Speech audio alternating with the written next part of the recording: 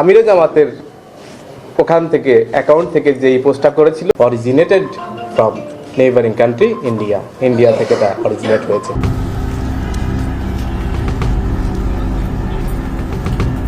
শনিবার দিবাগত রাতে হঠাৎ করে জামায়াতের আমির শফিকুর রহমানের এক্স অ্যাকাউন্ট থেকে একটি পোস্ট করা হয়, যেখানে কর্মজীবী নারীদেরকে যৌনকর্মীর সাথে তুলনা করা হয়। এখানেই শেষ নয়, সেই পোস্ট আবার শেয়ার করেন জামায়াতের সেক্রেটারি মিয়া গোলাম পরোয়ার।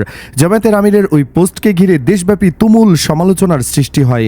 বিএনপিও এই সুযোগে ঘোলা পানিতে মাছ শিকার করতে নেমে যায়। জামায়াতের আমিরের বিরুদ্ধে ৩০০ টাকা করে নারীদের ভাড়া করে রাজপথে নামিয়ে দেওয়া হয় ঝাড়ু মিছিলে। অথচ জামায়াতের পক্ষ থেকে বারবার দাবি করা হয় জামায়াত নারীদের সম্পর্কে কখনোই এমন কুরুচিপূর্ণ ধারণা পোষণ করে না। কিন্তু বিএনপি মিথ্যা প্রোপাগান্ডা প্রচার করতেই থাকে। এমনকি স্বয়ং তারেক রহমানও বলতে থাকেন জামায়াতের আমিরের এক্স অ্যাকাউন্টও হ্যাক হয়নি। তারা জলজান্ত মিথ্যা কথা বলছে। কথায় আছে সত্য কখনো চাপা থাকে না। জামায়াত আমিরের এক্স অ্যাকাউন্ট হ্যাকের ঘটনায় বঙ্গভবনের এক কর্মকর্তা আটক হয়েছে। এই ঘটনা যেন তারেক রহমানের মুখে চপেটাঘাত করেছে। তবে জামায়াতের আমিরের এক্স অ্যাকাউন্ট হ্যাকের পর ছড়ানো বানোয়াট পোস্টকে কেন্দ্র করে বিএনপি নেতারা যেভাবে ঘোলা পানিতে মাছ শিকার করতে নেমেছিল সেই বিষয়টি প্রমাণ করে এই কাজে সরাসরি জড়িত বিএনপি। শুধু তাই নয়, এই ঘটনায় যিনি সবচেয়ে বেশি উচ্ছ্বসিত হয়েছিলেন সেই তারেক রহমানের দিকেও এখন সন্দেহের তীর ছুটে আসছে। আসলেই কি শফিকুরের এক্স অ্যাকাউন্ট হ্যাকের ঘটনায় ফেসে যাচ্ছে তারেক রহমান? চলুন বিস্তারিত জেনে নেওয়া যাক। বাংলাদেশ জামায়াতে ইসলামের আমির ডক্টর শফিকুর রহমানের এক্স অ্যাকাউন্ট হ্যাকের ঘটনায় বঙ্গভবনের সরকারি প্রোগ্রামার মোহাম্মদ সরোয়ার আলমকে আটক করেছে ঢাকা মহানগর পুলিশের গোয়েন্দা শাখা। মঙ্গলবার রাত ১:৩০টার দিকে জিজ্ঞাসাবাদের জন্য তাকে গ্রেফতার করে ডিবি কার্যালয়ে নেওয়া হয়। জিজ্ঞাসাবাদে সন্তোষজনক না হলে তাকে রিমান্ডে নেওয়া হয়। সেখান থেকে উদ্ঘাটন করা হয় এই ঘটনায় আসলে কে মাস্টারমাইন্ড। তবে এখন পর্যন্ত যেসব ক্লু পাওয়া যাচ্ছে তাতে এই ঘটনায় সরাসরি জড়িত বিএনপি। ডিএমপির অতিরিক্ত কমিশনার ও ডিবি প্রধান শফিকুল ইসলাম গণমাধ্যমকে জানান, মতিঝিল এলাকায় অভিযান চালিয়ে মোহাম্মদ সরোয়ার আলমকে আটক করা হয়। এ ঘটনায় ন্যায় বিচারের প্রত্যাশা করেছে জামায়াতে ইসলামের আমির ডক্টর শফিকুর রহমান। জামায়াত আমির আশা করেন তার কঠোর বিচার হবে এবং বিচারের মাধ্যমে অনেকেরই শিক্ষা হবে। তিনি আইন শৃঙ্খলা রক্ষাকারী বাহিনীকে ধন্যবাদ জানিয়ে লিখেন, অতি অল্প সময়ে যথাযথ পদক্ষেপ গ্রহণ করার জন্য আইন শৃঙ্খলা রক্ষাকারী বাহিনীকে ধন্যবাদ। চলুন এবার জেনে নেওয়া যাক কিভাবে হ্যাক হয় জামায়াতের আমিরের এক্স অ্যাকাউন্ট আর এই ঘটনায় কিভাবে জড়িত বিএনপি। ত্রয়োদশ জাতীয় সংসদ নির্বাচনী ডামাডোল যখন তুঙ্গে, তখন একের পর এক সাইবার হামলা ও হ্যাকিংয়ের শিকার হয়েছেন জামায়াতে ইসলামের শীর্ষ নেতৃবৃন্দ। জামায়াতের পক্ষ থেকে জানা গেছে একটি অফিসিয়াল মেইল অ্যাড্রেসের মাধ্যমে হ্যাকিংয়ের সবচেয়ে প্রয়োজনীয় ভাইরাল ম্যালওয়্যার এসেছিল, যেটি চালাতেন বঙ্গভবনের গ্রেফতারকৃত প্রোগ্রামার। এই মেইল থেকে জামায়াতের কেন্দ্রীয় মেইলে বার্তা আসে। সিসিতে আরও বেশ কিছু আইডি দেওয়া হয়েছিল এবং পাশাপাশি আলাদাভাবে ঢাকা মহানগর দক্ষিণ জামায়াতের মেইলও এসেছিল। জামায়াতের সাইবার টিমের সদস্য প্রকৌশলী মোহাম্মদ সিরাজুল ইসলাম বলেন, জামায়াত সেক্রেটারি জেনারেল মিয়া গোলাম পরোয়ারের এক্স অ্যাকাউন্ট থেকে একটি অনাকাঙ্ক্ষিত পোস্ট করা হয়। আমরা জামায়াতের অ্যাকাউন্ট থেকে যে পোস্টটি করা হয়েছিল সেটিরই একটি মন গড়া ব্যাখ্যা দাঁড় করিয়ে তারা এখানে রাত 8:31 পোস্ট করেছে। এই অনাকাঙ্ক্ষিত পোস্টটি আমরা 9:15টার দিকে টের পাই। 9:30টার মধ্যে অ্যাকশন নেওয়ার মাধ্যমে সেটি ডিলিট করেছি। একই সাথে আমরা 11টার পর অ্যানাউন্সমেন্ট দিয়েছি। তিনি বলেন, এক্স অ্যাকাউন্ট হ্যাক করে যে পোস্ট দেওয়া হয়েছিল সেটি আমাদের কোনো কথা বা বক্তব্য নয়। হ্যাকাররা আগের দিনের মতোই একইভাবে যেখানে তাদের নিজেদের কথা পেশ করেছে, এটি একটি সম্পূর্ণ অবৈধ কাজ।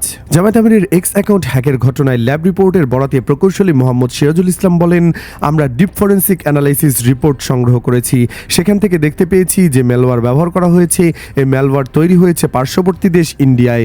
অর্থাৎ তারা এই ম্যালওয়্যারটি ইন্ট্রোডিউস করেছে এবং পরবর্তীতে এটি আমাদের দেশে এসেছে। মানে এই ঘটনায় বাংলাদেশি হ্যাকাররা ভারতের সহায়তা নিয়েছে। এখানেই আসলে পুরো ঘটনার বিষয়টি ক্লিয়ার হয়ে যায়।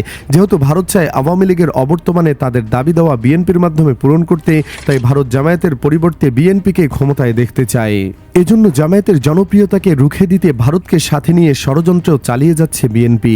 আর এর দায় জনাব তারেক রহমানও এড়াতে পারেন না। এমনকি সামাজিক যোগাযোগ মাধ্যম অ্যাকাউন্ট হ্যাক হয়নি, তারা জলজান্ত মিথ্যা কথা বলছে। তারেক রহমানের এই বক্তব্যের জন্য ক্ষমা চাওয়ারও দাবি উঠেছে। সাইবার হামলা প্রসঙ্গে জামায়াতে ইসলামের পক্ষ থেকে অবস্থান পরিষ্কার করে প্রকৌশলী মোহাম্মদ সিরাজুল ইসলাম বলেন, জামায়াতে ইসলামের যে জনপ্রিয়তা তৈরি হয়েছে তা মিথ্যা প্রোপাগান্ডা দিয়ে ঢেকে রাখা যাবে না। আমরা স্পষ্ট করে বলতে চাই, বাংলাদেশ জামায়াতে ইসলামী নারীদের সম্মান, নিরাপত্তা ও নারীর ক্ষমতায়নে বিশ্বাসী। তাদের এই অপপ্রয়াসগুলো মানুষ আমলে নেবে না এবং এসব অপপ্রয়াস ধোপে টিকবে না। জামায়াত ক্ষমতায় গেলে বাংলাদেশের সাইবার সিকিউরিটি কিভাবে নিয়ন্ত্রণ করবেন জানতে চাইলে তিনি বলেন, আমরা অল্প সময়ের মধ্যে হ্যাকিং ও হামলা ঠেকাতে পেরেছি। অল্প সময়ে আইডেন্টিফাই করে নিয়ন্ত্রণ নিয়েছি, তদন্ত করেছি এবং পুরো অবস্থাটি জানিয়েছি।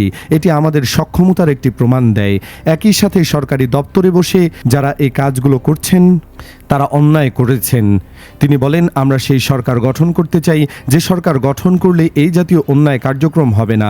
সরকারি অর্থায়নে পরিচালিত এসব সিস্টেমকে অসৎ উদ্দেশ্যে কোনোভাবেই ব্যবহার করা হবে না।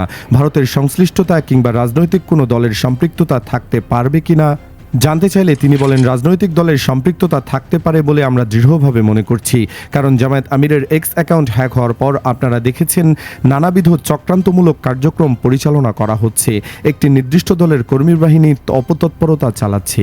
তিনি জামায়াতে ইসলামীর রাজনৈতিক প্রতিপক্ষদের লড়াই আদর্শ দিয়ে করার আহ্বান জানিয়ে বলেন, আপনারা পলিসির বিষয়ে ডিবেট করতে চান, আমিরে জামায়াত পলিসি ডিবেটের আহ্বান জানিয়েছেন।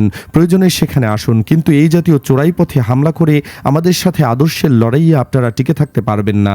বাংলাদেশের শীর্ষস্থানীয় বিশ্ববিদ্যালয় ছাত্র সংসদ নির্বাচনে সেটি ইতিমধ্যেই প্রমাণিত হয়েছে। এখন তারা এই জামায়াতের বিরুদ্ধে অপপ্রচার চালাচ্ছে।